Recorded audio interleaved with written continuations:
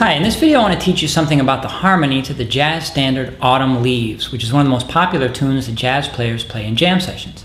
And it's a beautiful song, and it's a lot of fun to solo over.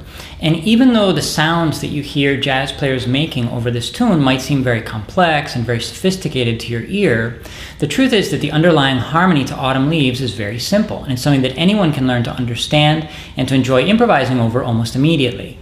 So first, let's talk about why Autumn Leaves looks complicated on paper, because it's the same reason why all jazz standards look complicated on paper. If you look at a lead sheet of Autumn Leaves, like something you would find in the real book, you're going to see a series of chord symbols there. And so just in the first line alone, you might have something like A minor 7, D7, G major 7, C major 7, F sharp minor 7, flat 5, B7, E minor. And as a beginning improviser, you're looking at all these chord symbols and you're asking yourself the question, okay, I see that first chord symbol there, an A minor 7 chord, now what can I play over that chord that's going to sound good? And regardless of how you answer that question, a half a second later, we've already moved on to the next chord. And so you're asking, well, what can I play over this D7 chord? And what I want to show you is that that complexity that you're perceiving, or really that you're imagining, is actually an illusion. It's only because the chords have been translated into a language that makes it very hard to see where these sounds really come from. It makes it very easy to play these chords on a guitar or a piano, but it makes it difficult to understand what's really going on harmonically.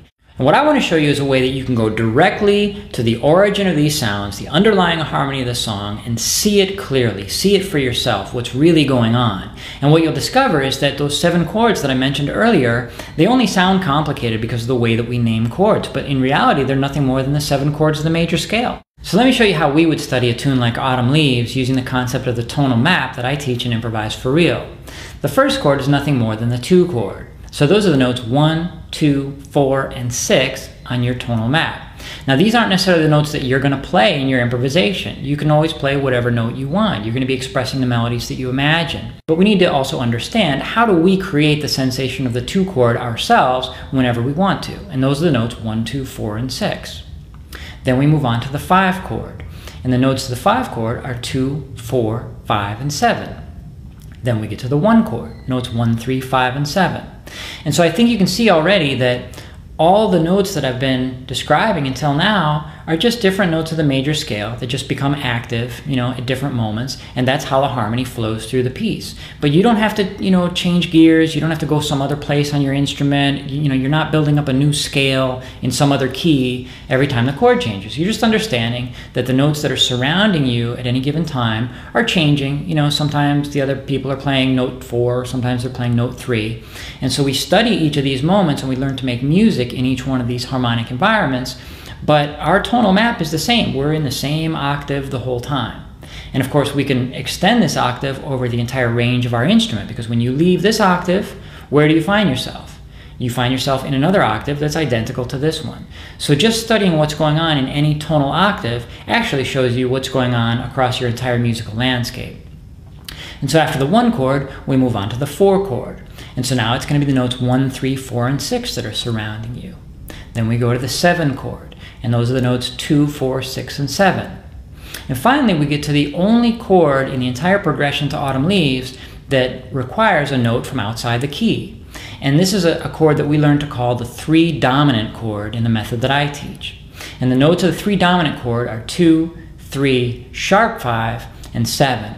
And students of Improvise for Real learn to make these alterations to the harmonic environment in order to create all the sounds of modern harmony like you hear in jazz standards. But in Autumn Leaves, in the entire chord progression to Autumn Leaves, we only need one tiny alteration, and it's right here. And so it's this 3 dominant concept that we need. And so we practice and we learn to make music in this harmonic environment.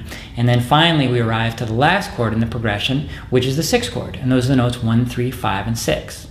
And what I'm going to show you now is an example of a student using this concept to study the chords to Autumn Leaves and learn to improvise over this song. And what I want you to understand is that, at least in the beginning, there's no more theory to it. There's nothing else you need. Obviously, everything else that you go on to learn and study in music, you can bring that into your improvisations, whether they be over Autumn Leaves or any other tune. But in the beginning, just to get started improvising over this tune, you don't need anything else. Literally, the only thing you need is to understand where the sounds come from and to be able to create those sounds yourself and to gain confidence improvising in each of these harmonic environments. And so that's what we practice in the method that I teach. And if you'd like to be able to improvise not just over Autumn Leaves, but over any song, really understand how these songs work, learn to recognize chords and harmony by ear, learn to create all these sounds yourself and play these tunes in any key, then you should buy my book, Improvise for Real. The book contains the complete method for all instruments, and it will show you how modern harmony really works and how you can learn to improvise with complete confidence in any musical situation. So enjoy the demonstration and then just click the link below to get the complete method and begin your own journey to mastering harmony and improvisation.